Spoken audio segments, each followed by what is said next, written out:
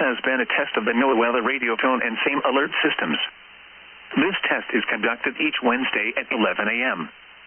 Specially programmed receivers are alerted for specific watches, warnings, and advisories. In the event that severe weather is expected on Wednesday, or there is inclement weather, the test is postponed to the next fair weather day. This concludes this test of the NOAA weather radio and same alert systems.